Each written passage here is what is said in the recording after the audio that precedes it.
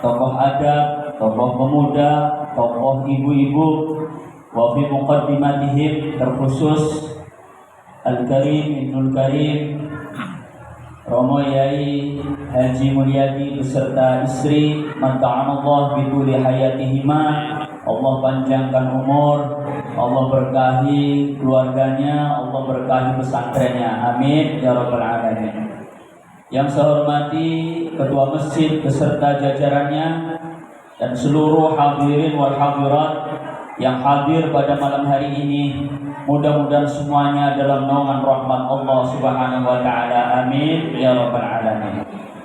Bapak Ibu yang dirahmati Allah Subhanahu wa taala, malam hari ini kita hadir di tempat yang mulia ini untuk menghadiri peringatan kelahiran manusia termulia sejagat raya. Tidak ada satu manusia pun di dunia ini yang lebih mulia daripada Kanjeng Nabi besar Muhammad sallallahu alaihi wasallam. Innahu la ahabbul khalqi indallah. Sesungguhnya Kanjeng Nabi Muhammad adalah makhluk yang paling Allah cintai, tidak ada duanya. Sehingga menyebut namanya saja sudah menjadi amal ibadah. Menyebut namanya satu kali, Allah akan bersolawat 10 kali. Menyebut 10 kali, Allah akan bersolawat 100 kali. Menyebut 100 kali, Allah akan bersolawat 1000 kali. Menyebut 1000 kali, Allah akan bersolawat, Allah akan memberikan jaminan surganya nanti yaumul qiyamah, amin ya rabbal alamin. Menyebut namanya sebagai jimat. Ibu bapak tahu jimat? Tahu jimat? Sebagai kesaktian. Ada satu riwayat ketika Nabiullah Adam alaihi salatu wassalam, lamma qarafa Adamu al-khati'ah, ketika Nabi Adam merasa bersalah karena memakan bagian daripada syajaratul khuldi.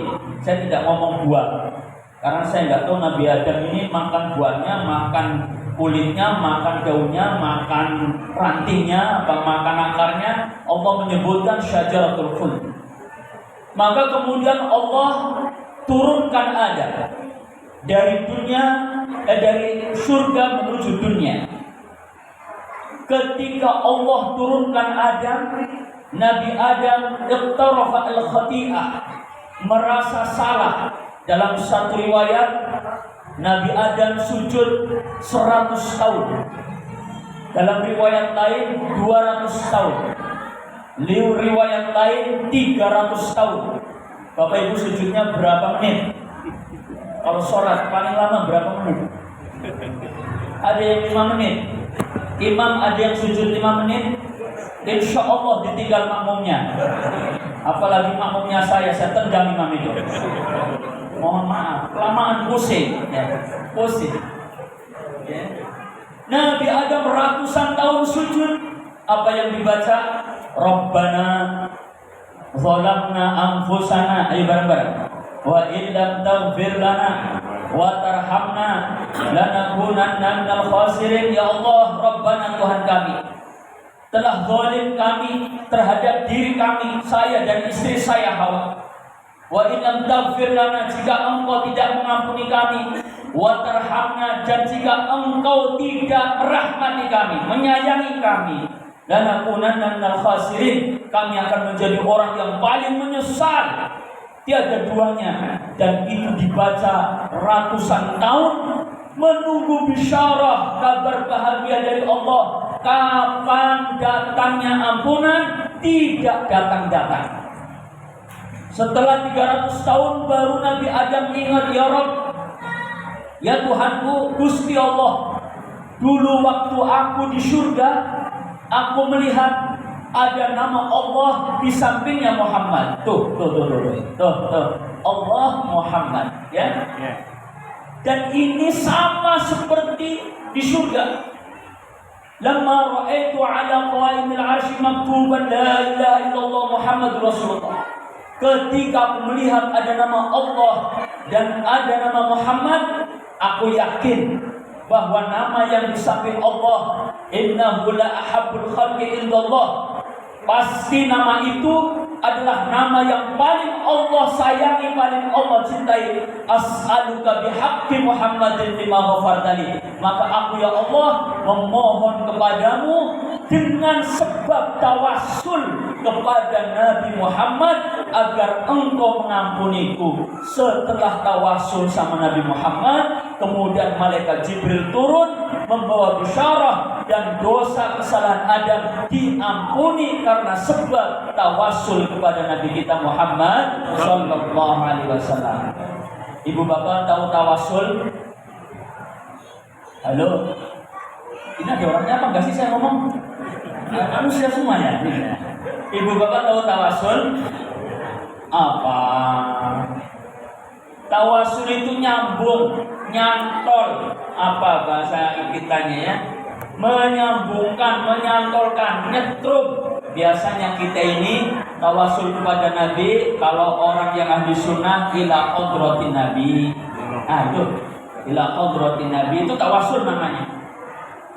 Bagaimana Nabi Adam, Nabi Muhammad belum lahir, sudah tawasul sama Nabi kita, pun diampuni, apalagi kita umatnya. Insya Allah kalau hadirnya kita cinta karena Nabi malam ini, mudah-mudahan kita kesawaban syafaat bagi Nabi Muhammad sallallahu alaihi wasallam. Sallallahu ala Muhammad sallallahu alaihi wasallam.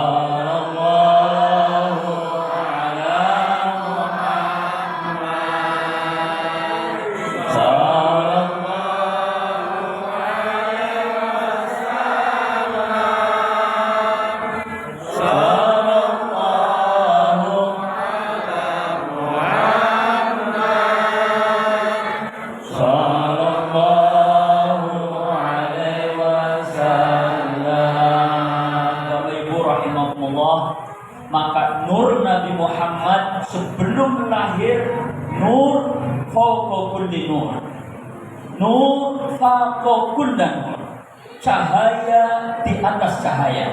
Sebelum saya lanjutkan, biasanya saya kalau ceramah, mana penelitiannya?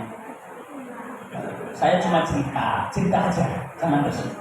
Biasanya sih saya kalau ceramah minumannya kopi. Ya, saya cuma cerita. Jangan minta, saya nggak minta dong. Saya nggak minta beneran, nggak minta. Ya, apalagi katanya salah satu pengurusnya punya warung kopi. Itu tuh dekat Pak Kiai itu. Nah, kayaknya pelit banget, kopi segelas saja nggak keluar gitu. Ya, maaf, saya nggak minta. Kalau ada cepetan. Kalau nggak ada kebangetan, saya nggak minta. Insya Allah sebentar lagi kopi datang. Karena kalau nggak ada kopinya, ceramah saya paling 20 menit lah. Ya, siapa yang rugi terserah itu. Alhamdulillah. Kembali ya. Santai aja, ngajinya santai, jangan serius-serius. Yang penting yang saya sampaikan masuk, jangan serius-serius. Karena yang saya sampaikan itu nggak umum, nggak kayak ustadz yang lain, sombong. Ibu-ibu rahimahullah, maka menyebut nama Nabi Muhammad bukan hanya jimat, tapi membawa keberuntungan. Maka ketika para malaikat di surga melihat cahaya di atas cahaya, malaikat bertanya. Di dalam kitab Maulid Ad-Dibai disebutkan qila huwa Adam. Gusti Allah, cahaya yang mulia itu, apakah itu cahayanya Nabiullah Adam alaihi salatu wassalam? Karena mereka tahu para nabi-nabi sudah ada daftarnya yang bakal diciptakan Allah. Makhluk pertama yang akan diciptakan Allah adalah Nabi Adam. Maka pada saat itu malaikat bertanya, qila huwa Adam, ya Allah, apakah itu cahaya adalah cahayanya Adam? Maka Allah menjawab, qala Adamu bihi uniluhu a'lal maratib. Justru Nabi Adam mendapatkan derajat yang mulia di surga karena sebab Nabi Muhammad sallallahu alaihi wasallam. Maka ketika nur Nabi Muhammad dipindahkan di depan Nabi Adam di jidatnya, maka malaikat langsung baris di jidatnya, di depannya. Dipindahkan ke punggungnya, seluruh malaikat itu langsung baris ke belakangnya. Dipindahkan ke jarinya, maka Nabi Adam wa'allama Adam al-asma'a kullaha thumma 'aradahum 'alal malaikah. Nabi Adam diangkat derajatnya, malaikat diperintah sujud tahiyyah, sujud hormat. Jadi sujudnya enggak kayak sujud salat. Dalam kitab tafsir Sawi, dalam kitab tafsir Jalalain, sujudnya adalah membungkuk. Maka kalau santri ada kiai biasanya membungkuk begini, itu sujud yang diajarkan malaikat kepada Nabi Adam alaihissalam. Mereka sujud kenapa? Karena Adam diberi ilmu, bisa mengajarkan nama-nama yang ada di surga. Dan itu mukjizat Nabi Adam sampai hari ini adalah memberi nama. Jadi dulu Bapak di surga itu nggak ada nama, ada pohon, dikasih tahu ini namanya pohon mangga, pohon rambutan, ini daun, ini dahan, ini ranting, ini kasur, ini spring bed. Ada Pak? Ini buah kurma, buah anggur, buah apel, buah jeruk. Ada benar? Percaya nggak? Percaya nggak? Ya harus percaya ngomong saya Bapak ya. Saya pakai dalil ini nanti ya.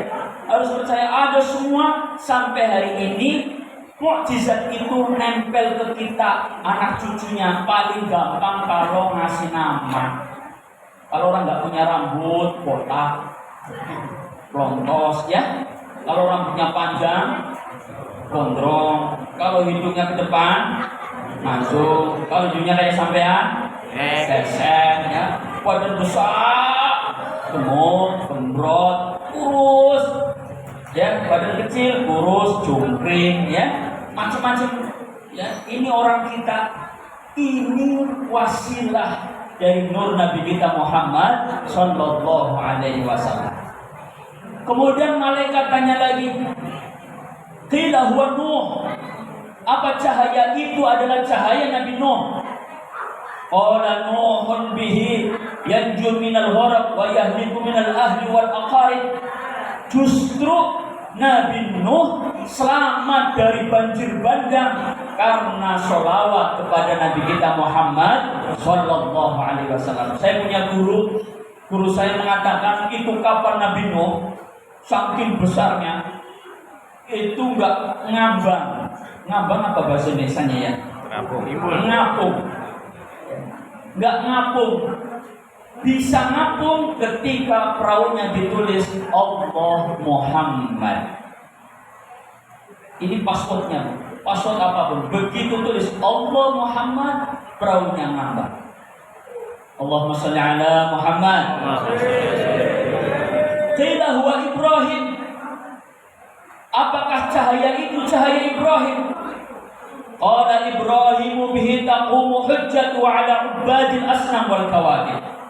Justru Nabi Ibrahim selamat menjawab pertanyaan Raja Namrud ketika Nabi Ibrahim ngamuk berhala-berhala dihancurkan. Kemudian Nabi Ibrahim mau digodok bahasa Indonesia apa ya? Direbus. Jadi Nabi Ibrahim itu nggak dibakar tapi direbus. Maka pada saat itu ada syafaat Rasulullah Sallallahu Alaihi Wasallam melalui nur Nabi Muhammad, dari salawatnya Nabiullah Ibrahim. Nabi Ibrahim bu dalam kitab Al-Kamil fi Tarikh digodong 40 hari 40 malam. Ada satu peristiwa api di dunia ini semenjak diciptakan pernah tidak panas sama sekali. Kapan? Ketika Nabi Ibrahim berdoa, ya naru kuni bardan wa salaman, wahai api jadilah engkau dingin dan penyelamat. Kalau saja para ulama menyebutkan, kalau saja Nabi Ibrahim doanya nggak disebut wasalaman, cuma bilang wahai api jadilah engkau dingin, niscaya seluruh dunia akan mati kedinginan. Tapi Nabi Ibrahim menyebutkan, ya wahai api jadilah engkau dingin dan penyelamat. Jadi api itu adem, dipegang nyes kayak AC. 40 hari 40 malam disebutkan dalam kitab Al-Kamil fi Tarikh, tidak ada satu ibu-ibu pun yang masak matang pada saat itu. Ini luar biasa. Karena sebab nur Nabi kita Muhammad Sallallahu Alaihi Wasallam. Jadi inilah kemuliaan nur Nabi Muhammad. Qila huwa Musa, qila huwa Isa, sampai Nabi Isa. Kemudian malaikat bertanya, siapa ini? Ini adalah nur Nabi kita Muhammad Sallallahu Alaihi Wasallam. Ini belum cerita maulidnya nih, tapi kopi belum nyampe. Kayaknya berhenti ini. Sudah, cepetan kalau sudah. Enggak. Kalau enggak ada nggak apa-apa. Cepetan tapi ya. Halo, lanjut ya. Ya Nabi, salam alaika, ya Rasul, salam alaika, ya Habib, salam alaika, salawatullah, asyraqal kaunu btihaja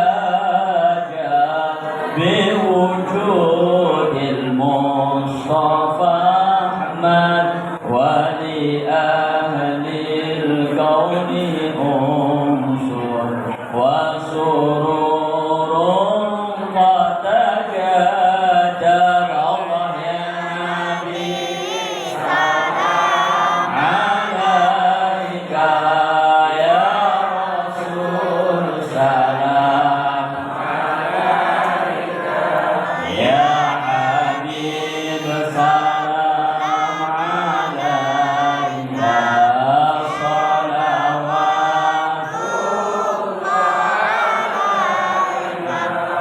Bapak Ibu rahimakumullah, baru ini saya mau cerita maulid, tapi saya potong semua kisahnya, inti-intinya. Karena kalau saya ceritain sampai subuh nggak selesai cerita maulid Nabi. Mau nggak sampai subuh? Saya nggak mau. Enak aja. Makasih kopinya. Ini baru ceramah ini. Santai. Serius. Yang penting hasilnya serius. Ya. Dan serius. Yang penting hasilnya serius. Bismillah ya. Ibu bapak rahimakumullah, saya mau nanya, siapa kakek Nabi? Siapa kakek Nabi, Ibu? Abdul Muttalib. Abdul Muttalib ini kisahnya. Biar Ibu tahu, Abdul Muttalib ini pemimpin Quraisy, penjaga Ka'bah, pemegang kunci pintu Ka'bah. Sosok yang dihormati, sosok kepala suku yang paling mulia, yaitu suku Quraisy di Arab Saudi sana. Abdul Muttalib satu hari lagi bersih-bersih sumur Zam-Zam. Ketika bersih-bersih sumur Zam-Zam, Abdul Muttalib ini punya anak 9 laki-laki semua. Ada yang namanya salah satunya Abu Lahab. Ada yang nama Abu Lahab di sini? Ada. Mana orangnya? Ada. Ada? Nggak ada. Salah satunya Abu Lahab.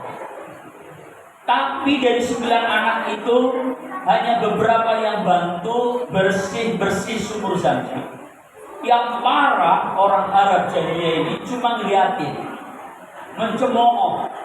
Anaknya nggak ada yang bantu tuh, padahal kamu itu kepala suku. Kemudian Abdul Muthalib nazar, kalau saya punya anak soleh laki-laki satu lagi dari 10 anak nanti, anak laki-laki saya akan aku sembelih satu, aku korbankan di depan Ka'bah. Singkat cerita, Abdul Muthalib punya anak satu lagi laki-laki, diberi nama Abdullah, calon bapak Nabi. Setelah diberi nama Abdullah, lupa nazarnya, bahwa dulu nazar kalau saya punya anak laki-laki 10, saya sembelih satu. Ini orang jahiliyah, kalau nazar mau baik buruk dilakukan. Maka ibu bapak dilarang nazar dengan yang tidak baik. Nazar yang baik-baik, yang ringan. Umpama ibu nazar, kalau anak saya masuk PNS, saya mau lari-lari di air baik telanjang bulan. Umpama itu nggak usah dilakukan, ya. Satu dari ibu masalahnya, ya, jelek pula, nggak usah dilakukan. Nah, ini nazar orang jahiliyah, baik buruk apalagi kepala suku. Allah ingatkan setelah 20 tahun kurang lebih.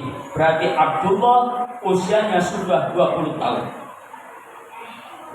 Ketika 20 tahun Abdul Muthalib ingat, ya Rabb, dulu saya pernah nazar kalau punya anak 10 laki-laki, aku sembelih satu. Hari ini aku akan lakukan, akan aku laksanakan nazar itu. Dikumpulkan kepala-kepala suku, dikumpulkan orang-orang kafir Quraisy, kemudian diumumkan, hari ini akan aku undi, akan aku kocok. Undian itu dari 10 nama kayak warisan, siapa yang keluar dari 10 anakku maka akan aku sembelih. Wa subhanallah, dilalah itu apa ya? Kebetulan yang keluar adalah namanya Abdullah, calon bapaknya Nabi. Abdul Muthalib kecewa. Kenapa kecewa? Karena Abdullah adalah putra yang paling ganteng fisiknya, paling bagus akhlaknya, paling lembut tutur katanya, dan anak yang paling dibanggakan. Tapi janji adalah janji, nazar adalah nazar. Begitu keluar Abdullah, diumumkan yang akan aku sembelih Abdullah. Karena Abdullah ganteng baik, bukan hanya sama keluarga, sama tetangga baik, sama orang lain yang dikenal dan yang tidak dikenal akhlaknya baik. Kepala-kepala suku yang ada di Jazirah Arab, di Quraisy, angkat tangan, instruksi Abdul Muthalib, jangan kau sembelih Abdullah. Kata Abdul Muthalib, gak bisa, ini nazar saya di depan Tuhan Ka'bah, Allah Subhanahu wa Ta'ala, harus aku sembelih. Tolong jangan, coba cari solusi, barangkali ada solusinya. Akhirnya luluh hati Abdul Muthalib, karena dalam hatinya memang sebenarnya tidak pengen menyembelih Abdullah. Apa solusinya? Coba tanya sama orang pinter, sama peramal pada saat itu. Di Khaybar, wa fi riwayat di Syam, ada seorang perempuan pinter, perempuan yang bijaksana. Kemudian didatangin, setelah disampaikan tentang nazarnya, kata perempuan yang bijaksana tadi, boleh Abdullah tidak disembelih, tapi harus diundi dengan 10 onta. Jika yang keluar Abdullah kemudian gak mau disembelih, maka harus diganti 10 onta, diundi kembali. Kalau nanti keluarnya onta, berarti sudah cukup segitu, Abdullah nggak perlu disembelih. Undian pertama jebret keluarnya Abdullah, diganti 10 kontak. Undian kedua jebret keluar lagi nama Abdullah, diganti 10 kontak. Berapa? 20. Undian kedua jebret keluar Abdullah, berapa? 30 sampai 10 kali baru keluar onta. Berarti Bapak Nabi Muhammad diganti dengan 100 onta. Kisah ini hampir mirip seperti kisah Ismail dengan Ibrahim. Bapaknya Ismail akan disembelih, kakek buyut Rasulullah dan bapak kandungnya hampir saja disembelih oleh kakeknya. Kalau terjadi maka tidak ada terlahir Nabi kita Muhammad Sallallahu Alaihi Wasallam. Ini penting nih kisah ini.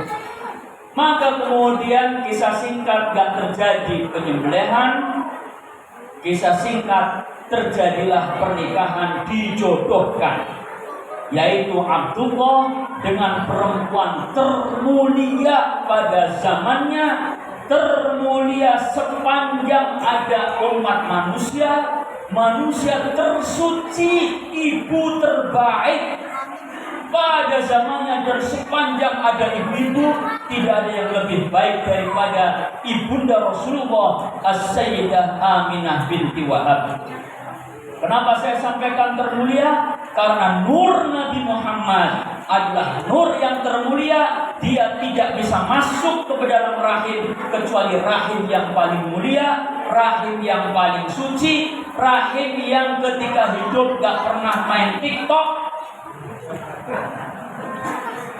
Ya ibu zaman sekarang, Sayyidah Aminah gak pernah Facebookan, Sayyidah Aminah gak pernah pacaran, Sayyidah Aminah gak pernah apalagi Instagraman, gak pernah nongkrong di warung kopi, ya, gak pernah main di pantai Tanjung Pendang, gak pernah. Sayyidah Aminah wanita tersuci. Karena itulah Allah percaya dititipkanlah nur itu ke dalam ibunya, yaitu rahim Aminah binti Wahab. Singkat cerita, nikah, kemudian 10 hari bapaknya pergi mencari nafkah. Setelah pergi, subhanallah, mimpi ibunda Aminah. Sayyidah Aminah mimpi. Apa mimpinya? Pada malam itu mimpi kalau dirinya hamil. Makin hari terus mimpi, bukan hanya mimpi, tapi Sayyidah Aminah didatangi malaikat Jibril sepanjang malam, menyampaikan sholawat dan taslim kepada Aminah ibunya dan sang jabang bayi. Subhanallah. Sepanjang malam para roh-roh para nabi datang menyampaikan sholawat dan taslim kepada ibundanya dan putra calon putranya. Assalamualaikum ya Aminatu qad hamalti bi sayyidil bashar. Dalam kitab An-Ni'matul Kubra 'ala al-alam fi maulidi sayyidi waladi Adam, Al-Imam Ibnu Hajar Al-Haytami Asy-Syafi'i menyebutkan pada malam-malam itu malaikat Jibril dan roh-roh para nabi mengucapkan Assalamualaikum, salam sejahtera bagimu wahai Aminah, karena engkau telah mengandung manusia termulia, pimpinan para manusia, pimpinan para nabi dan rasul. Fasammihi Ahmada au Muhammada au Ahida, maka kasih nama Muhammad, Ahmad atau Ahid. Ini perlu nih saya kasih tahu. Jadi nama Muhammad ini nama yang istimewa. Nama yang ngasih nama bukan Mbah Google, bukan. Nah, nama yang ngasih nama bukan Mbah Dukun. Nama yang kasih nama bukan bapaknya. Nama yang ngasih nama Allah Subhanahu wa Ta'ala. Nyebutnya saja dapat pahala. Ibu-ibu kalau lagi marah sama suami, tetap melayani suami, ngulek sambal, jangan kasih garam, cabai saja sambil sholawat Allahumma sholli ala Muhammad. Ya Bu, itu tetap dapat pahala. Marahnya aja kalau nyebut Nabi Muhammad dapat pahala. Subhanallah. Fasammihi Ahmad atau Muhammad.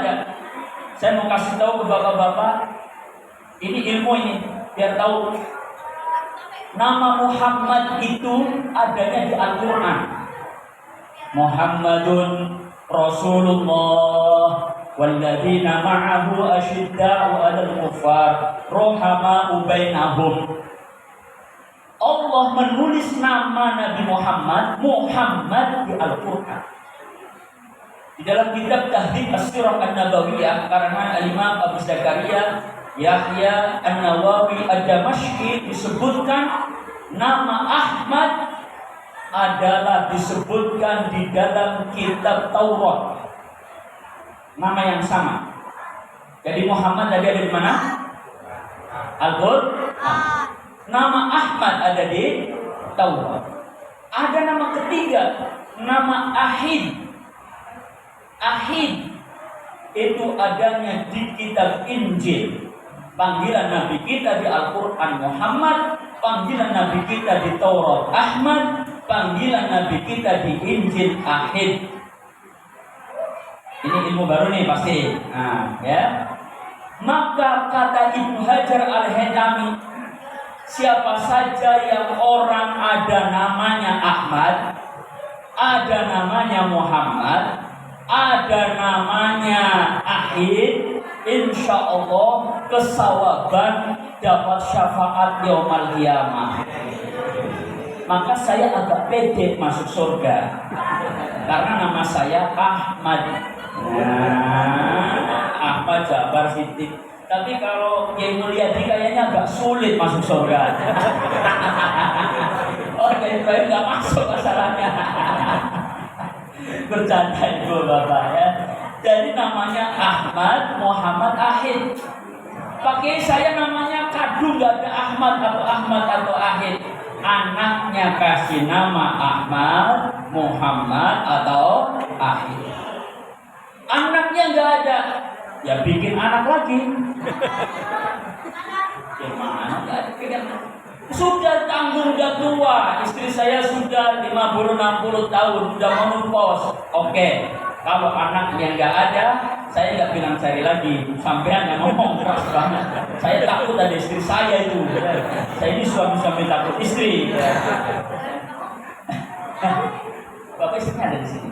Oh, berani nih, Bu ya. Ya. Kalau anak nggak ada, cucunya dikasih nama Ahmad atau Muhammad atau Ahid.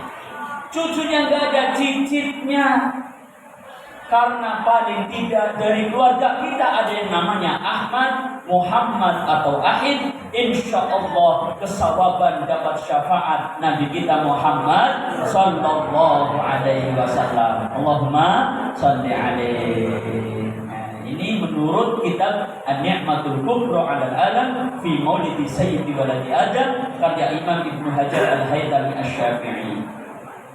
Kisah singkat, lahirlah Rasulullah sajidan syakiran hamidan ka'annahul badru fi tamami. Lahirnya sujud ka'annahul badru fi tamami, bersyukur, bertahmid bagaikan bulan purnama dalam kesempurnaannya. Gak ada manusia yang lebih mulia daripada Nabi kita Muhammad Sallallahu Alaihi Wasallam. Apa hikmah dari maulid ini? Maulid ini adalah perubahan. Perubahan apa? Dari seluruh umat terdahulu, Nabi diutus di utammima makarimal akhlak. Lahirnya Nabi ditunggu-tunggu 600 tahun setelah Nabi Isa diangkat kurang lebih. Nabi Isa punya murid 13, satu durhaka. 12 muridnya ajarannya sampai 600 tahunan kemudian lahir Nabi Muhammad. Padahal cuma 12 orang dan Nabi Isa jadi Nabi itu hanya 3 tahun saja. Kemudian diangkat dan nanti turun lagi menjadi umat Nabi besar Muhammad Sallallahu Alaihi Wasallam.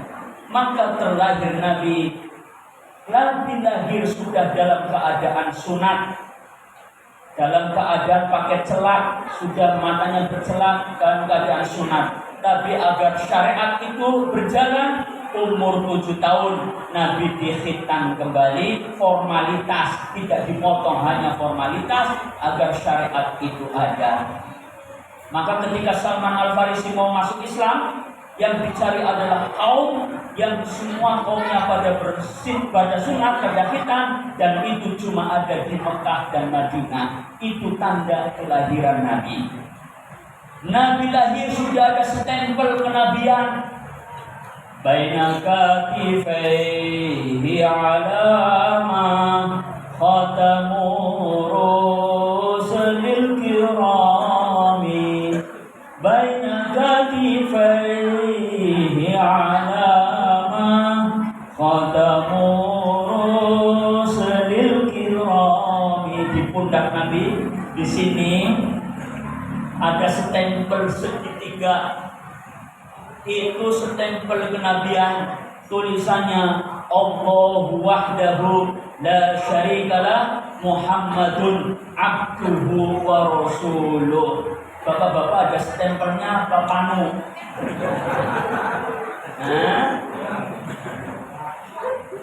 Urap palingnya. Oh, saya keren pakai jidat hitam. Bilang aja nggak punya sejadah, ya. Nggak sujudnya keras-keras. Nabi sudah ada stempel kenabiannya, sudah dicap, nggak sembarangan. Ya, maka Nabi, anak-anak pun sudah disucikan supaya tidak ada dosa.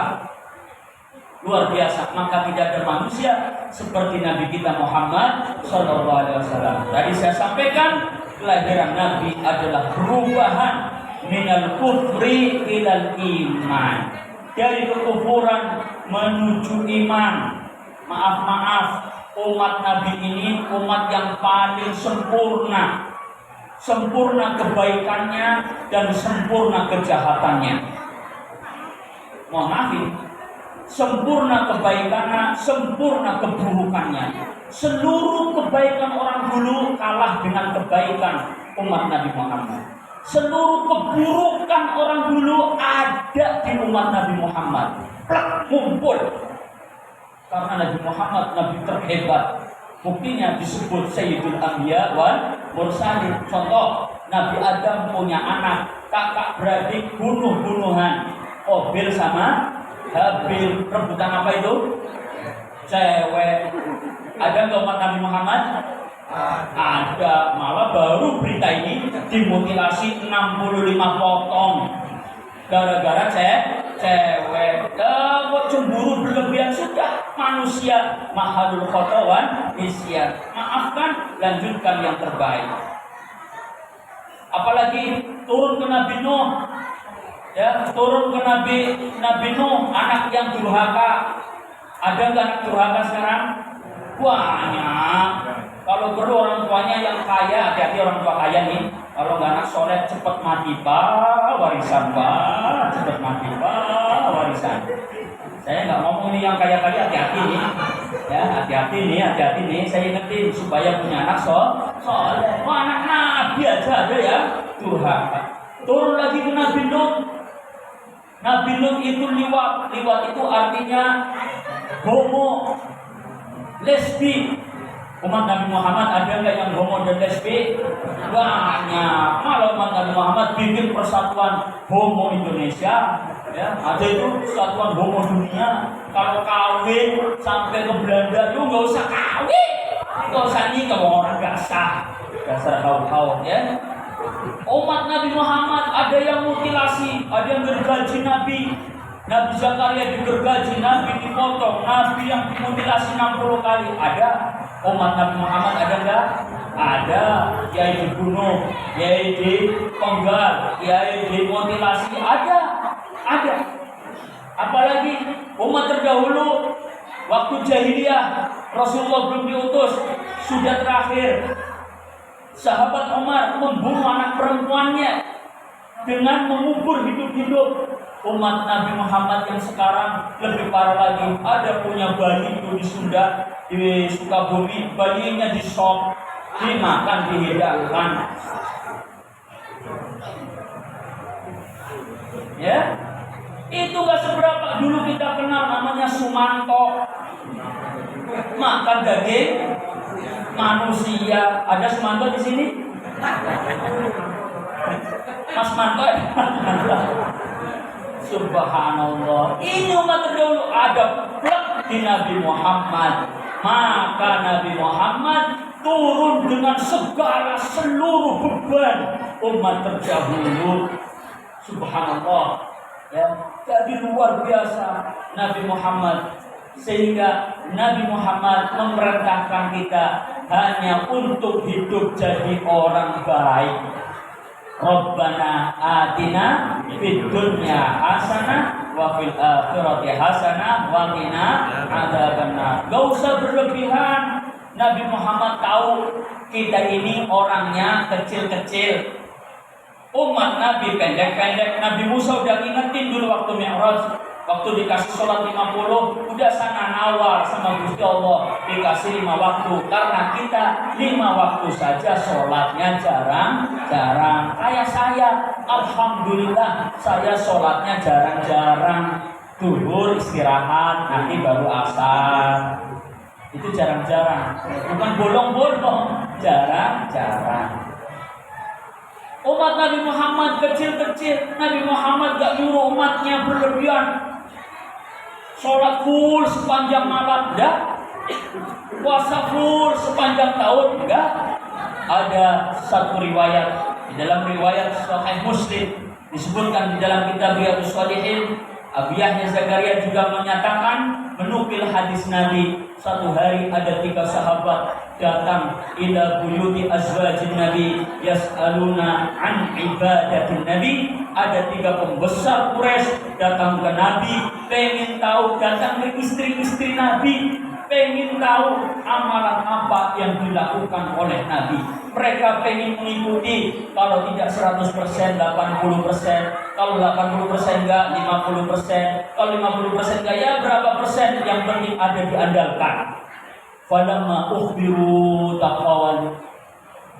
Ketika mereka sudah dikasih tahu Nabi begini amalnya, sholat tahajudnya begini, hajatnya begini, Tuhannya begini, puasanya begini, kemudian mereka dari 3 orang ini saling berkata-kata, ayo kita musyawarah, aina nahnu minan nabi qad ghafarallahu lahu ma taqaddama min dambi. Kalau Nabi begitu sudah jelas diampuni dosanya, masih begitu ibadahnya, masa kita nggak hebat? Kita belum jelas surganya, belum jelas pengampunannya. Aina nahnu minan nabi, kita ini di golongan yang mana dari ibadah Nabi? Kemudian qala ahaduhum, salah satu dari 3 sahabat itu ngomong, oh gini aja, kita masing-masing mengandalkan amal yang bisa kita perbuat.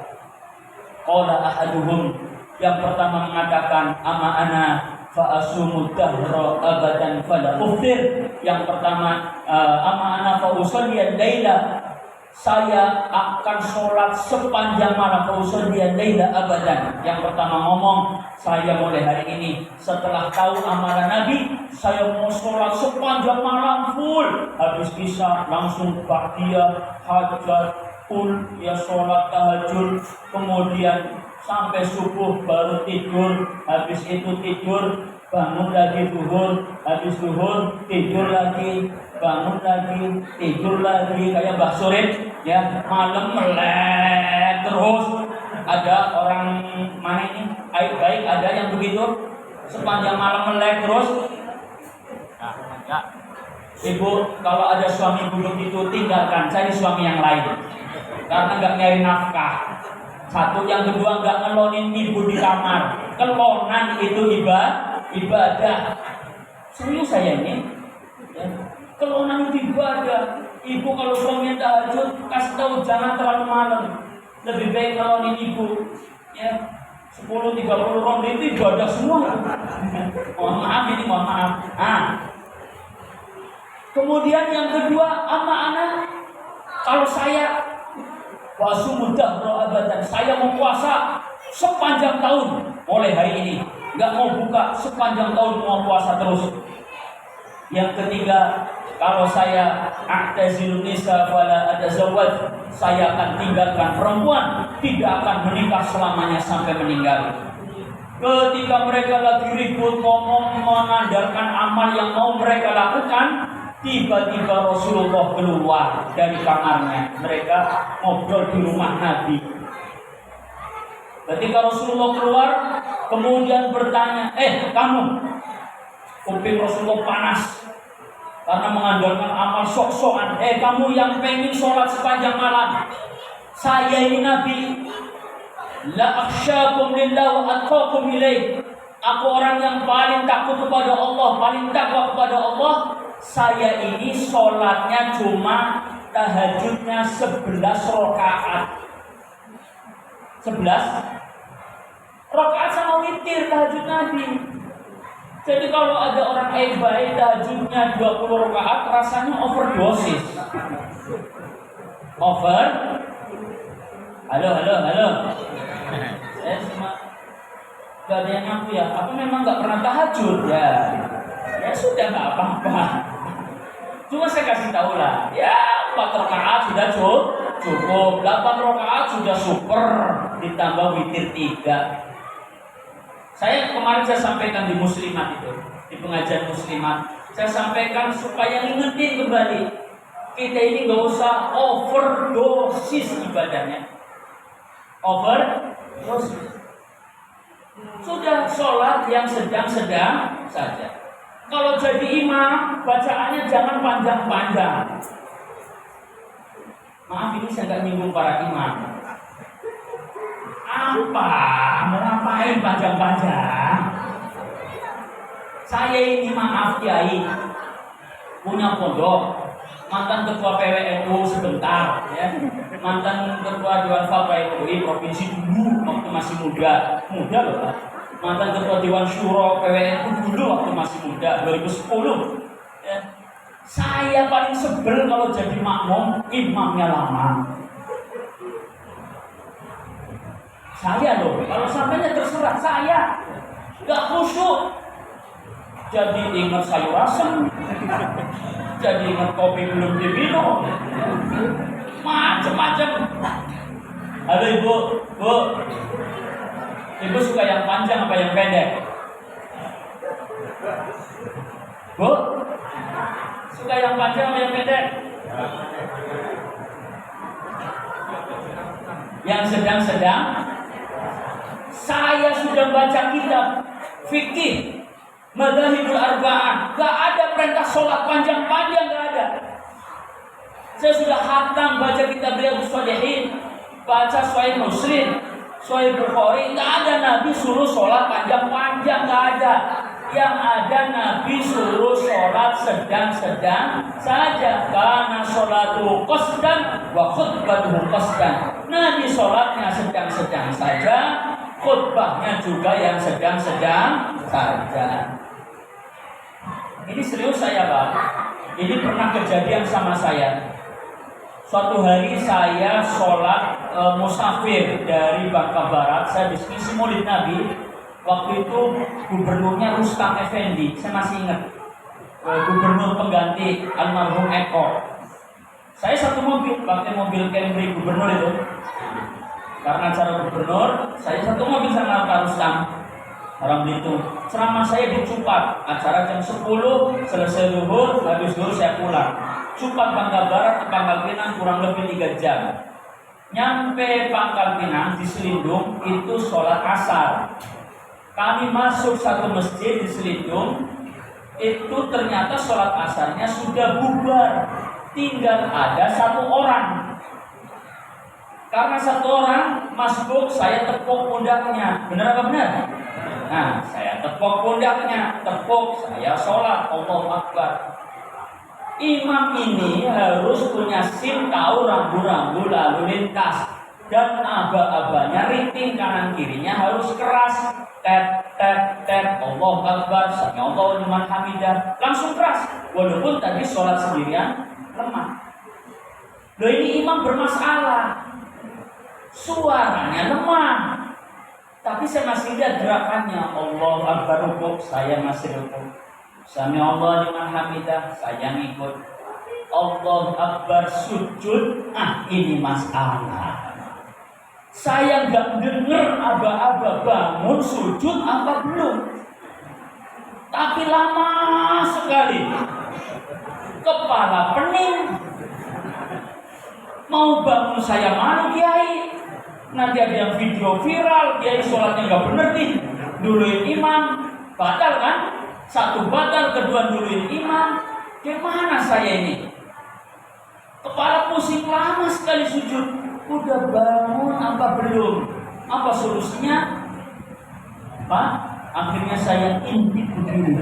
Ya Allah, sholat saya batal. Sujud masih dia. Saya batal sholatnya. Maka kalau sholat yang sedang-sedang saja. Terlalu cepat jangan. Di Blitar ada sholat tarawih 23 rakaat 7 menit. Dolin, lombar. Dolin, lombar. Pinggang patah, tidak cuma nina. Halo Bapak, halo. Saya pernah di satu masjid, saya nggak minggu masjid Al-Mutakin. Ini Mutakin ya? Tempatnya orang-orang takwa. Kalau di sini kayaknya enggak beda. Saya pernah khotib di satu masjid, khotibnya lama sekali. Saya sudah mulai nahan ngantuk, perut lapar. Ini kontradiksi Pak. Ya, sudah perut lapar, nahan ngantuk. Khotibnya lama, yang lain diam semua. Ternyata ngantuk gali-gali. Ngantuk semua. Ini masalah. Ini artinya supir nggak tahu penumpang. Kalau ngantuk semua itu batal wudunya. Saya mau kasih tahu bapak-bapak. Ngantuk itu membatalkan wudu. Ngantuk yang tidak batal adalah ngantuk sila. Nah, kayak bapak ini sila, tapi kepalanya aja yang gerak. Badan nggak boleh gerak. Kalau begini batal. Kalau begini batal. Nyender tembok. Ini nih tembok favorit kalau Jumat ini. Ini batal ini. Kalau ngantuk sama belakang itu favorit. Kalau pengajian. Saya nggak nyender tapi begini Pak Kiai batal wudhunya. Jadi yang nggak batal jejek. Kenapa? Menurut ilmu fikih, idza namatil ainani istatlaqal wika, jika mata terpejam maka pantat terbuka. Walaupun bapak goyang nggak ngentut, dihukumi fikih angin keluar. Karena coba tes siapapun di sini, bapak sini motor apa naik mobil? Naik motor. Dari perjalanan rumah mau ke sini di tengah jalan pengen kentut, apa yang bapak lakukan? Kok ditahan? Penyakit itu. Lu di jalan kok ditahan, ini gak waras ini bapaknya. Ya keluarkan aja caranya gimana Pak? Naik motor dong, mau kentut biar keluar diapain? Angkat geng. Kalau nggak mungkin bapak nggak bakal keluar. Nggak mungkin keluar pasti. Coba ini ilmu fikih. Kalau bapak mau kentut tahan aja duduk begitu, blepek naik lagi ke atas dia. Makanya orang kalau mau kentut suruh dokter itu miring ke kiri biar cepat keluar. Atau mungkin kalau nggak mungkin nggak bakal. Valentino Rossi pun ngentut pas tikungan itu.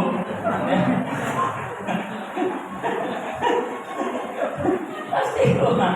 Nah itu kenapa kalau khotib jangan lama. Karena rata-rata nggak tahu masjid ini.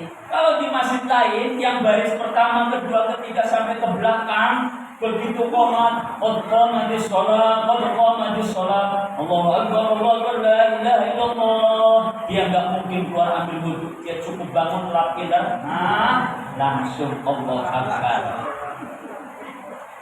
Saya nggak yakin di sini yang ngantuk langsung keluar ambil wudhu, apalagi duduk di depan. Karena ribet, malu, nanti ganggu ya, dan ini muskil masalah yang selalu terjadi di masyarakat. Maka khotib, ya yang penting wasiat takwa tersampaikan, gak usah cerita tentang politik, gak usah cerita tentang DPR, gak usah cerita tentang Sahroni, gak level masuk masjid Sahroni, gak usah cerita uya-uya, ini khotib hau-hau, ya, khotib stres, khotib cerita Sahroni. Usi nafsi wa iyyakum bittaqwallah. Saya wasiatkan diri saya bertakwa kepada Allah. Min husni islamil mar'i tarku ma la ya'ni. Dari kebaikan seorang muslim laki-laki meninggalkan hal yang tidak bermanfaat. Barakallahu li wa lakum. Makmumnya senang banget. Coba, kalau nggak percaya besok saya khotib di sini Jumat. Saya sebentar makmumnya salaman semua sama saya. Makasih Pak Kiai, makasih Pak Kiai. Yang PNS senang, yang bukan PNS makan 2 piring, ya, ibu-ibu di rumah yang mau kelonan sudah siap, bedak belum sampai luntur, masya Allah, ya, beneran ini, saya praktekin, saya contohin di pesantren saya Pak, khotib sama sholat itu paling 10 menit, dan itu alhamdulillah karena dekat kantor gubernur, dekat Polda, dekat mana-mana, Jumat itu membludak, favorit. Terserah mereka niatnya apa, walaupun niatnya cari yang cepat, gak apa-apa. Orang awam, alhamdulillah. Kita ini orang awam. Ya. Jadi sholatnya yang normal-normal saja. Ini perintah Nabi. Nabi gak nyuruh sholatnya sampai sepanjang malam, gak. Tahajud jam 3 sudah luar biasa. Setengah 4 orang awam sudah luar biasa. Alhamdulillah. Yang kedua kata Nabi, kamu yang mau puasa sepanjang tahun selama hidup, saya ini Nabi, Rasul, la akhsyakum lillah wa atqakum ilaih, orang yang paling takut kepada Allah, orang yang paling takwa. Saya puasa sunnahnya cuma Senin sama Kamis, itu puasa Nabi. Puasa Nabi itu Senin. Ketika ditanya kenapa engkau ya Rasulullah puasa Senin, fihi wulidtu, pada saat itu aku dilahirkan. Merayakannya dengan puasa Senin. Kemudian ada sahabat yang ngadu, ya Rasulullah badan saya kuat. Ya sudah, puasanya puasa Nabi Daud, sehari puasa sehari enggak. Ya Rasulullah saya Senin Kamis terlalu cepat. Daud apalagi? Ya sudah kata Rasulullah, puasa Nabi Ibrahim apa? Puasa Ayyamul Bid 14, 15, 16 bulan Hijriah. 1 hari pahalanya 10 hari. Kalau puasa 3 hari sama saja pahalanya sebulan. Berarti sama saja kalau sepanjang bulan puasa 3 hari, sepanjang hayat ditulis sebagai amal ibadah puasa. Kemarin di Muslimat saya bilang begini, ini rahasia, jangan bilang-bilang. Mau saya kasih amalan ke Bapak, mau enggak? Mau nggak? Nah, saya ijazahkan rahasia ini. Ya, kemarin juga rahasia. Ini rahasia juga. Nah, ini rahasia. Kemarin di Muslimat dari ibu saya bilang rahasia. Ini rahasia juga ya. Ya. Halo bapak-bapak, halo. Nah, ini rahasia. Saya Pak, pertama tadi kalau sholat. Saya kalau sholat itu kalau lagi sama istri sama keluarga di rumah saya selalu baca Al-Ikhlas. Rakaat pertama Al-Ikhlas, rakaat kedua Al-Ikhlas, sampai istri saya komplain, Al-Ikhlas dulu ya, kalian nggak hafal ayat lain. Ya. Saya bilang 2 Al-Ikhlas habis sholat tambah 1 Al-Ikhlas sudah sama dengan segelondong Al-Quran. Jadi nggak usah muluk-muluk. 1, kalau pendek-pendek saya baca Qurannya nggak ingat banyak-banyak yang ada di otak. Ingat kredit, ingat sayur asam belum dimakan, ingat macam-macam. Ya. Yang kedua ini yang berbuat puasa. Saya alhamdulillah setiap hari Senin sama Kamis pasti saya usahakan niat puasa Senin Kamis. Niat, bisa niatnya pada subuh, bisa niatnya pagi-pagi jam 8, jam 9 sebelum zuhur niat boleh. Yang penting dari subuh belum makan, belum minum. Saya pasti niat puasa Senin Kemis. Apa Bu? Niat puasa Senin Kemis. Walhamdulillah, semenjak niat itu saya lakukan, mungkin hanya 0,001% yang lulus, yang lainnya batal semua. Keren kan? Keren gak? Keren gak? Keren dong. Kenapa Pak Kiai? Walhamdulillah, saya nggak pernah gak ada tamu di rumah. Jadi begitu jam 9 ada tamu, saya kasih kopi tamu, saya juga ikut minum kopi. Alhamdulillah. Ngormatin tamu lebih penting daripada puasa sunnah. Iya benar nih. Saya kasih rahasia, ini rahasia aman. Tenang aja, malaikat itu nggak sekolah. Ya. Mana Profesor Dr. Jibril nggak ada. Tenang, kita picoh kata orang Bangka, ya. Kita kerjain malaikat. Rokib Adin jadi pencatat amal. Oke? Lah, satu dapat pahala ngormatin tamu, yang kedua kenyang perut, yang ketiga dapat pahala puasa. Alhamdulillah, 3 double. Kata Nabi, man akramat dhaifa faqad akramani, wa man akramani faqad akramallah, wa man akramallah fa ma'wahul jannah. Siapa yang ngormatin tamu, ngormatin aku, kata Nabi. Yang ngormatin aku, ngormatin Gusti Allah. Yang ngormatin Gusti Allah, tempatnya di surga. Enak, dapat surga, dapat kopi, dapat makan, pahala puasa. Alhamdulillah.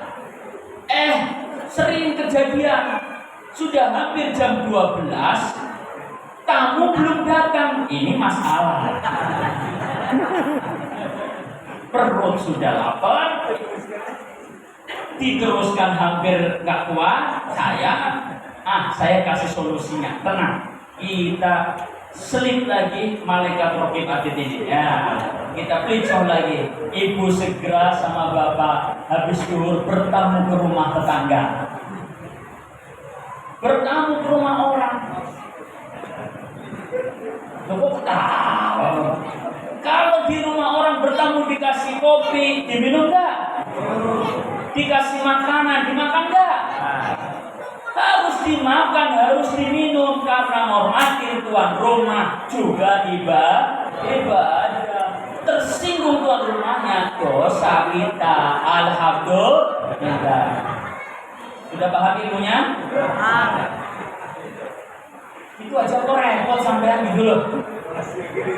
Ini rahasia, jangan bilang-bilang ya. Alhamdulillah. Udah lakukan itu amal. Sayang berat-berat. Pahala dapat, perut kenyang, masya Allah dapat surga. Janji Gusti Allah itu. Kemudian yang ketiga kata Nabi, kamu yang gak mau nikah. Yang gak mau nikah, kata Nabi, aku Nabi, orang yang paling takwa, orang yang paling takut kepada Allah. Atazawwajun nikah, atazawwajun nisa, saya menikahi para perempuan. Istri Nabi 13, saya menikahi para perempuan. Kita umatnya, faman raghiba an sunnati falaysa minni, yang tidak mengikuti sunnahku bukan dari golonganku. Maka yang belum nikah segera menikah. Duda ada di sini, duda. Duda mana yang duda? Gak ada duda. Ya, kalau ada duda segera menikah. Janda ada janda, angkat tangan janda. Inilah nasib saya, kalau ceramah selalu jandanya tua-tua terus. Saya nggak pernah ceramah ini ada janda muda. Alhamdulillah. Jadi, ibu yang janda segera menikah. Apa hikmah menikah Pak Ustaz, Pak Kiai? Nggak tahu sampean. Orang kalau sudah punya keluarga, ibadahnya itu 72 kali lipat dibanding orang yang belum punya keluarga. Jadi kalau saya sholat 2 rakaat, 1 rakaat, yang belum menikah berarti 72 rakaat sholatnya. Maka berkeluarga itu bagian daripada sunnah Nabi kita Muhammad Sallallahu Alaihi Wasallam. Maka ayo melalui Maulid itu udah 2 jam ya. Udah. Belum apa udah? Enak di Bapak, enak di saya. Nah, jadi yang terakhir, ayo melalui Maulid ini bawa Rasulullah ke rumah.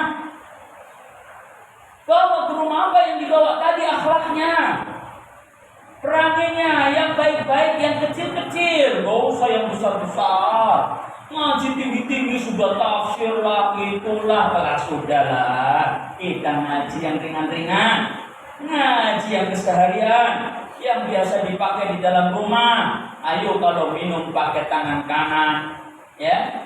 Kalau minum pakai tangan kanan, kalau makan pakai tangan kanan, kalau minum makan jangan berdiri. Ini perkara sepele, katanya ngikut Nabi, sunnah Nabi. Ini yang kecil saja nggak dilakukan, sunnahnya yang besar-besar. Betul Bapak? Kecil ini. Ayo, kalau makan minum pakai tangan kanan sambil duduk, kalau nggak bisa duduk jongkok, baca bismillah. Habis makan, habis minum, baca alhamdulillah. Apapun amalannya itu dibaca. Mau tidur baca doa, bangun tidur baca doa. Apa doa tidur? Allahumma barik lana bima razaqtana. Pikirannya makan terus. Ayo, kalau mau tidur apa doanya? Allahumma laka sumtu wa bika.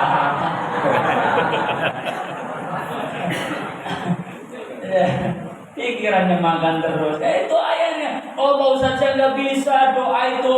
Ya sudah, doanya bismillah, alhamdulillah. Cukup. Mau mengerjakan suatu bismillah, habis mengerjakan suatu alhamdulillah. Udah selesai. Sunnah yang berikutnya kecil dan jarang dilakukan sama kita. Sunnah Nabi. Nabi itu selalu kalau mau tidur nyisir rambutnya. Ada nggak orang baik mau tidur nyisir? Dari tampangnya nggak ada. Pak RT, nyisir nggak kamu tidur? Oh, nah kalau bodak nggak usah nyisir. Kalau bodak nyisir nggak waras namanya. Ya. Nyisir. Nah ini bukan hanya bapak-bapak, ibu-ibu juga. Sudah nggak nyisir, rambutnya panjang, warnanya hitam putih kayak kuntilanak. Ya. Ibu, saya nasihatin ibu kalau mau tidur nyisir, ikat rambutnya, pakai baju yang seksi. Bapak-bapak juga pakai baju yang seksi. Sunnah Nabi, mau tidur pakai minyak wangi, bukan minyak nyong-nyong.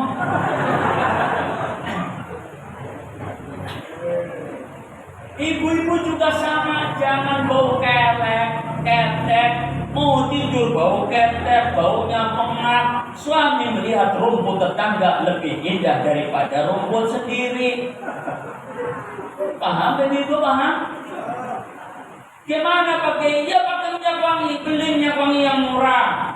Paling 10.000 ada banyak ya. Kalau nggak campur air sumur nggak apa-apa. Yang penting wangi. Ibu. Ya Allah, ibu, halo bu. Bu, mau tidur pakai minyak? Jangan pakai GPO. Pakai GPO Remason. Ya Allah ya Robbi, serasa tidur sama orang yang bau tanah, hampir mati. Saya ngomong belak-belakan aja, Pak Ustaz sudah tua. Gak apa-apa walaupun tua. Nabi menikahi Aisyah sudah di atas umur 50 tahun. Tapi Nabi masih nyisir, masih ganteng, masih fresh, masih wangi. Karena lawannya umur 9 tahun. Keren gitu loh bapak-bapak. Ini sunnah Nabi. Allahumma sholli ala Muhammad. Maulaya sholli wa sallim daiman abada ala habibika khairil khalqi kullihim. Huwal habibul ladzi turja syafa'atuhu bi kulli hal.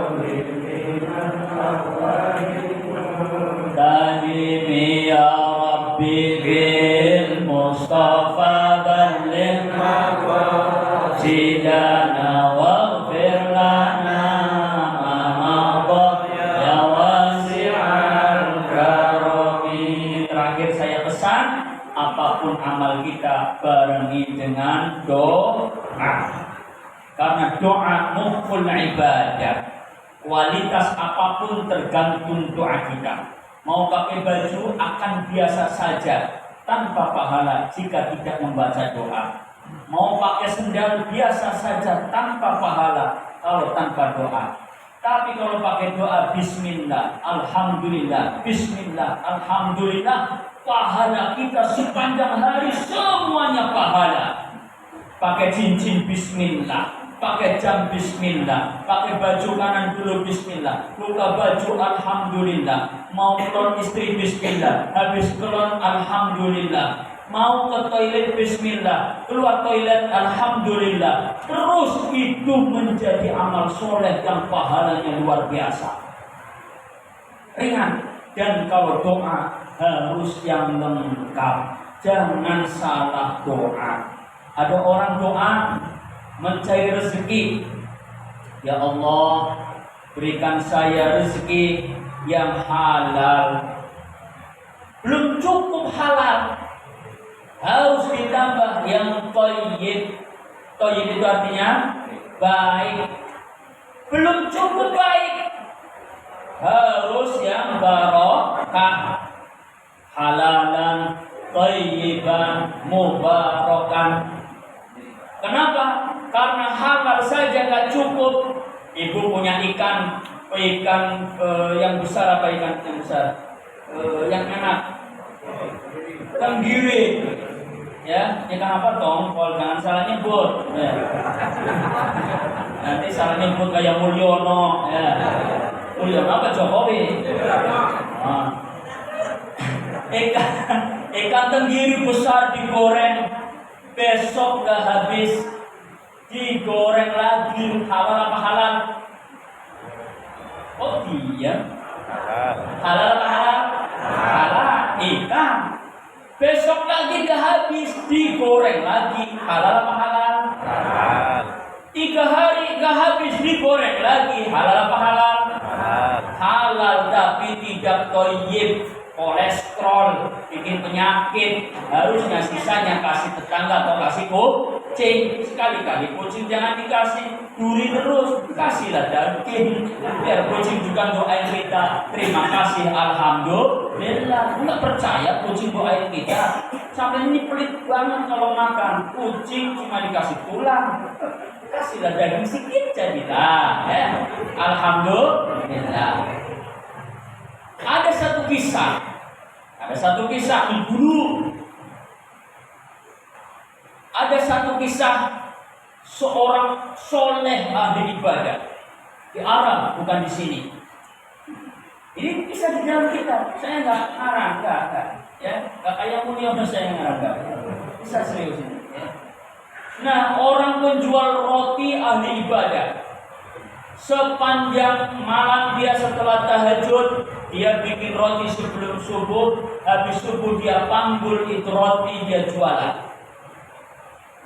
Bertahun-tahun sampai tua dia jualan roti. Hasilnya setiap hari hanya cukup untuk makan sehari-hari, tidak lebih.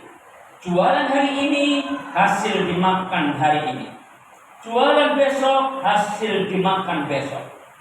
Suatu hari ini orang soleh doa di hadapan Allah. Habis tahajud, ya Allah, saya ini pengen makan roti, tidak perlu capek-capek setiap hari. Orang sana makannya kan roti, ya, Bandung.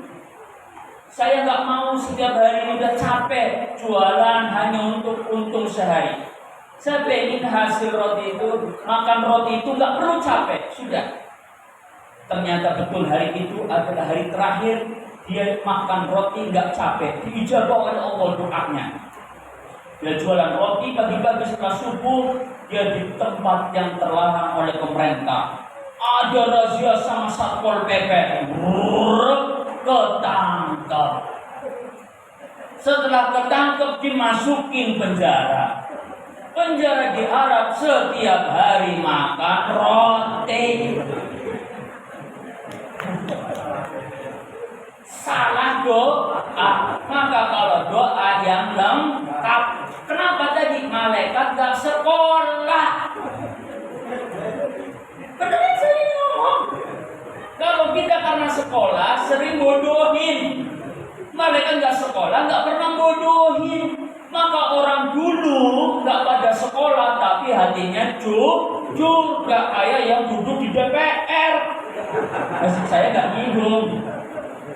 Kalau jadi DPR tersinggung, alhamdulillah. Sampai ada yang bilang untung dia gak jadi DPR. Itu karena saya gak jadi. Alhamdulillah. Masya Allah, ternyata berat Allah. Begitulah saya. Paham Ibu? Saya cerita punya kakak. Saya sering cerita ini. Dulu saya pernah cerita di rumahnya Kiai Uju, Ustaz Uju Allahyarhamu. Ya, almarhum. Saya punya kakak namanya Khadijah. Saya 7 bersaudara, 6 laki-laki. Alhamdulillah jadi kiai semua. Itu berkat doa. Kakak saya bukan sombong ini. Alhamdulillah jadi kiai semua 6-6-nya. Padahal kami bapak itu orang nggak punya kiai kampung. Kalau di Jawa itu setiap hari makan berkat terus. Jadi ini saya makan nasi doa. Makanya begitu lahir apa doa-doa. Tahlil langsung apa? Setiap hari makan tahlil. Nasi tahlil. Alhamdulillah. Jangan sepelekan pada orang yang suka tahlil. Berkat-berkat itu bawa pulang kasih ke anak-anak. Karena itu makanan paling halal, makanan yang didoakan. Jadi kami 7 bersaudara, 6 laki-laki, saya anak ketiga semuanya jadi kiai. Yang pertama Khadijah, suaminya kiai. Nah, Khadijah ini suatu hari saya pulang, saya maaf dengan orang Jawa. Kalau Pak Mulia itu orang Jawa, saya bukan orang Jawa, saya orang Brebes. Memang Brebes Jawa ya? Brebes Jawa ya? Saya orang Brebes. Satu hari saya pulang ke Brebes, saya mau kondangan ke rumah teman saya, ada acara. Teman mondok namanya Isuddin di Pekalongan. Kakak kelas. Pas nyampe Brebes, sebentar saya ngobrol sama ibu, saya izin setelah kurang lebih 3 jam 4 jam, dia bilang mau kondangan dulu Bu. Ya, saya kondangan, kakak saya ngikut. Apa yang ada di kerendeng kakak saya? Kakak saya itu pengen serabi Pekalongan. Serabi Pekalongan itu kayak kue apem. Kue apem besar segini, ya. Tahu kue apem? Ya, kue apem lah itu besar. Serabi Pekalongan. Dia nggak ngomong, tapi begitu mau ikut saya langsung kerendeng. Pengen serabi Pekalongan mau beli. Begitu nyampe di rumahnya Isuddin teman saya, hidangan pertama yang disuguhkan serabi Pekalongan. Baru dia ngomong ke saya, Far, karena saya lihat, Far, tadi di rumah itu saya kerendeng itu dalam hati Pak, berdoa langsung dalam hati.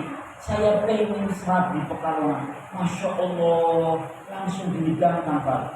Ya, saya sebenarnya mau marah, tapi nanti di mobil saya bilang. Ternyata pulangnya Bu, saya dibawain serabi Pekalongan sekerdus besar sekali. Allahu Akbar, saya marah sama kakak saya. Lain kali kalau kerendeng doa jangan serabi.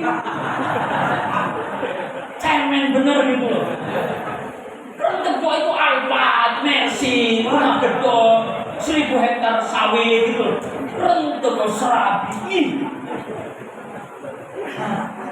Karena kita nggak tahu kapan doa kita yang dijabah oleh Allah. Biasanya yang doanya di masjid itu nggak serius. Saya nggak tahu kenapa. Cocok apa nggak sama saya ini?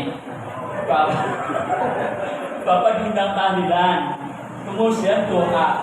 Saya nggak yakin Bapak doa serius. Pikirannya makanannya apa ya? Kalau diundang orang kaya semangat banget. Nanti pulangnya ada oleh-olehnya. Saya nggak nyinggung ya. Ibu-ibu di sana di Brebes, kalau ibu-ibu Belitung nggak ada, ya sama aja. Ya. Coba. Kalau apalagi kiai bahaya, kiai ini godanya bahaya. Diundang sama masjid kecil, Begitu ada undangan masjid besar, digeser masjid kecil. Oh, udah. Oh, jadi nggak benar itu ya. Saya di mana aja, alhamdulillah ya. Saya nggak pernah berharap amplop di sini, saya nggak berharap. Kalau mau rekening saya transfer aja nggak apa-apa. Yuris boleh. Ya, tidak, maksud saya ayo kalau doa itu yang besar. Karena kadang-kadang kita diundang orang tahlil, la ilaha illallah, begitu doa ya amin amin. Oh, nggak serius. Kapan doa kita serius? Waktu lagi banyak masalah, utang banyak, serius banget doanya. Ya Allah, tagihan belum bayar-bayar. Lagi ribut, ya Allah. Itu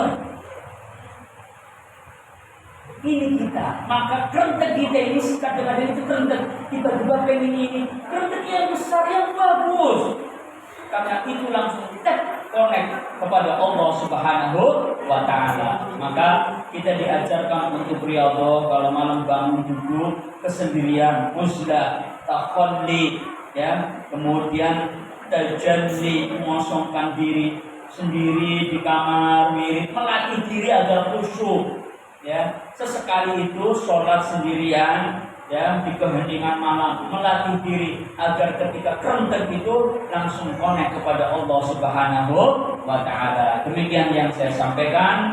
Mari bawa Rasulullah ke rumah. Mudah-mudahan kita semua kumpul di dunia bersama Rasulullah, di akhirat bersama Rasulullah. Amin ya rabbal alamin.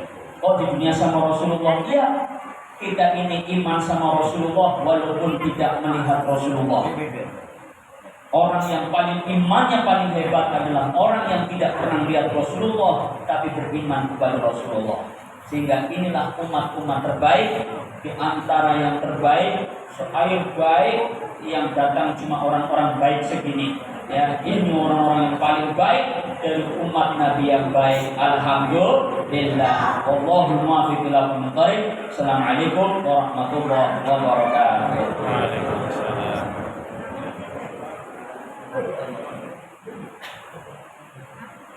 Al-Fatihah. A'udzu billahi minasyaitonir rajim. Bismillahirrahmanirrahim. Alhamdulillahirabbil alamin arrahmanir rahim.